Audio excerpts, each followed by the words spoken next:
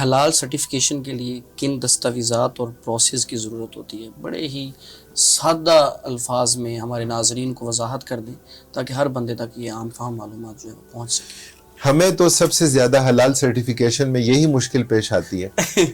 کہ جب کوئی انڈسٹری کے لوگ آتے ہیں نا، اور جب ہم ان سے کہتے ہیں کہ ہم نے دیکھی ہیں وہ ساری 17 چیزیں بنتی ہیں، یعنی ہم آپ سے شیئر کریں گے، آپ جو ہے نا اس میں ویڈیو میں لگا سکتے ہیں کہ وہ 17 چیزیں ہیں کہ جو ان سے ہم ڈیمانڈ کرتے ہیں۔ اب آپ نے ایک چیز دیکھی ہوگی کہ جب آپ کہیں کسی بینک میں جاتے ہیں نا اکاؤنٹ کھولنے کے لیے، تو پورا ایک پلندہ ہوتا ہے، لیکن بینک والے اپنی آسانی کے پیش نظر، آپ کی آسانی پتہ نہیں ہو پیش نظر نہ ہو، لیکن اپنی آسانی کے پیش نظر کہ آپ کو ساری چیزیں کیسے بتائیں گے اور کیسے جو ہے نا کریں گے، تو وہ آپ کو صرف کہتے ہیں کہ سر یہاں سائن کر دیں، یہاں کر دیں، پھر آگے الٹتے سر یہاں سائن کر دیں، یہاں کر دیں۔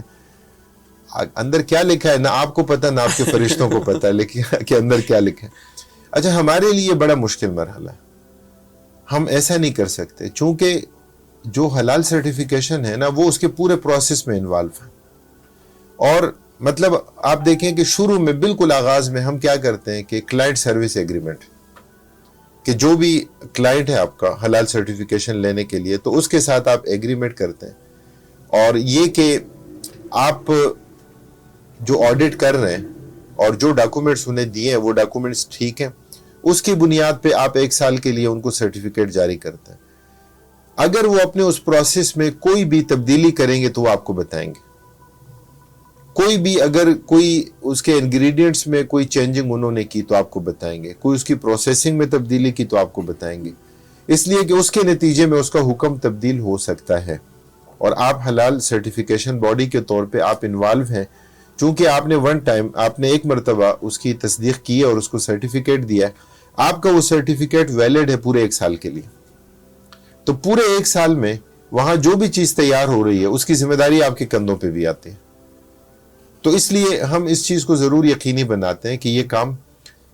سوچ سمجھ کے کرنے کا ہے،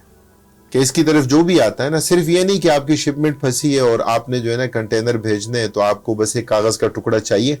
کہ وہ آپ کو دے دیا جائے، نہیں، ہم کہتے ہیں کہ کوالٹی مینول کی ہمیں ضرورت ہے، آپ کے پروسیجرز کی ہمیں ضرورت ہے، آپ کی حلال مینجمنٹ کمیٹی کی ہمیں ضرورت ہے، حلال مینجمنٹ کمیٹی کی میٹنگز ہے، اس کا MRM ہے، اس کی ہمیں ضرورت ہے۔ اسی طرح حلال جس سٹینڈرڈ پر آپ یہ سرٹیفکیٹ لے رہے ہیں اس پہ آپ کا اینول کیلنڈر آپ کی ٹریننگز کا وہ ہونا چاہیے کہ جو فرد جس نے سٹینڈرڈ پڑھا ہے وہ آپ کو ٹریننگ دے، وہ آپ کے عملے کو ٹریننگ دے، اور پھر لیگل اس میں جو اس کی ریکوائرمنٹس ہیں وہ بھی یقینی ہوتی ہیں، پھر اپرووڈ جتنے آپ کے جو انگریڈینٹس ہیں، جو آپ کا را مٹیریل ہے جتنا بھی، تو اس سب کو اس کی تصدیق کرنا، اس کی پوری فہرست بنانا اور اس کا سٹیٹس لکھنا کہ حلال سرٹیفکیٹ ہے اس کا، یا اس کے لیے ڈکلیریشن ہے، یا اس کی MSDS ہے، جو بھی ہے، یا سیلف کلیمڈ ہے، ہر چیز کو بالکل یقینی بنانا یہ بڑا ضروری ہوتا ہے۔ تو اس لیے یہ کام جو ہے نا صرف یعنی ایسا نہیں ہے کہ ایک سرٹیفکیشن ایک مرتبہ کا پروسیس ہے، بلکہ یہ ایک اویئرنس کا، مسلسل ٹریننگ کا، ڈاکومنٹیشن کا، اور اس ڈاکومنٹیشن کی پھر امپلیمنٹیشن کا ایک پورا مرحلہ ہے۔ اس کو آسان لفظوں میں پہنچانا ناظرین ہمارے لیے ممکن نہیں ہے، نہیں اس میں نہیں، ہم ڈراتے نہیں ہیں کسی کو،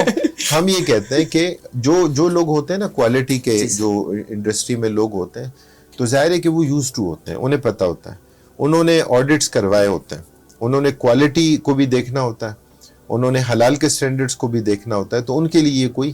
مشکل نہیں ہوتا۔ بلکہ ہمارے زبیر بھائی ساتھ ہیں یہاں، زبیر فاروق، تو ہم تو یہ کرتے ہیں اس حوالے سے کہ اگر کسی کو اس کی انگریزی کی ٹرمینالوجی اس کو سمجھ میں نہیں آتی اور وہ ڈاکومنٹیشن انگریزی کے نہیں کر سکتا، ہم کہتے ہیں آپ اردو میں بنا کے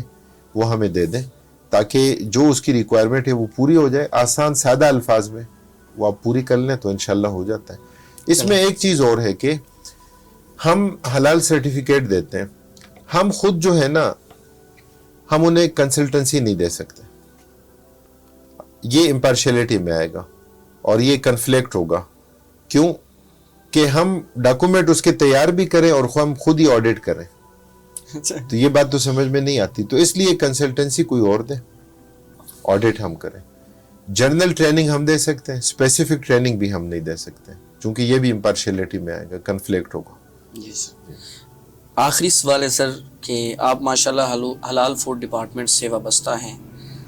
مستقبل میں اس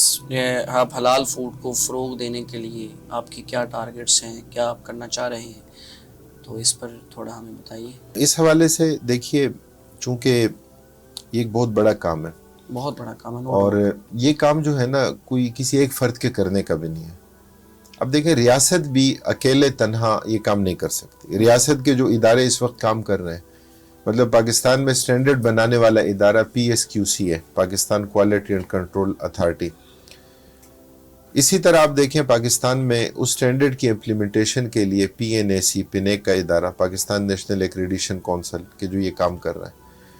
پھر جو فوڈ اتھارٹیز ہیں صوبوں میں، KPK میں فوڈ اتھارٹی کا انہوں نے نام ہی جو ہے نا حلال فوڈ اتھارٹی رکھا ہے، اور اچھا ہے، ظاہر ہے اس کے سکوپ میں اور زیادہ چیزیں جو ہیں وہ آ جاتی ہیں۔ پنجاب گورنمنٹ کا ادارہ ظاہر ہے فوڈ اتھارٹی بھی ہے، پنجاب فوڈ اتھارٹی، اسی طرح PHDA تو پنجاب حلال ڈیولپمنٹ ایجنسی، اسی طرح پاکستان حلال اتھارٹی بنی۔ تو مختلف ادارے جو ہیں نا اس حوالے سے کام کر رہے ہیں، لیکن صرف ریاست، ہماری گورنمنٹ صرف اپنی بنیاد پر اتنے بڑے کام کو نہیں کر سکتی۔ اسی لیے CBs کا رول اس میں ہے کہ سرٹیفیکیشن باڈیز ہیں، سرٹیفیکیشن باڈیز کام کرتی ہیں، سرٹیفیکیشن باڈیز 4992 سٹینڈرڈ پہ کام کرتی ہیں۔ سرٹیفیکیشن باڈیز کے کام کو جو ہے وہ پینیک دیکھتا ہے، ان کی ایکریڈیشن کو پینیک مانیٹر کرتا ہے، اور وہ سٹینڈرڈ کہاں سے لیتی ہیں؟ PSQC سے۔ اچھا، اب اس میں گورنمنٹ اور جو CBs ہیں یہ انوالو ہو گئے۔ اسی طرح آپ دیکھیں اس میں جو ہے نا انڈسٹری کا ایک بہت بڑا رول ہے، پھر عام افراد کا ایک بہت بڑا کردار ہے کہ جو اس میں ہونا چاہیے، پھر ممبر و محراب سے اس کے حوالے سے پوری اویئرنیس اور لوگوں کے لیے ایک ٹریننگ کا ایک مرحلہ جو ہونا چاہیے۔ اگر یہ تمام ادارے مل کر ایک کام کرتے ہیں تو میرے خیال میں اس کے نتیجے میں ایک اچھی قومی پالیسی ہم بنا سکتے ہیں، اور اس کے نتیجے میں یعنی معاشی فائدہ بھی ہوگا اور ایک دینی وقار کا جو ہے فائدہ بھی ہوگا کہ پاکستان ایک نمایاں، ایک مرکزی کردار، ایک لیڈنگ رول میں پاکستان آ سکتا ہے۔ اس لیے ہماری تو یہ خواہش ہے کہ اس میں جو ہے نا صرف معاشی فائدے کو دیکھے بغیر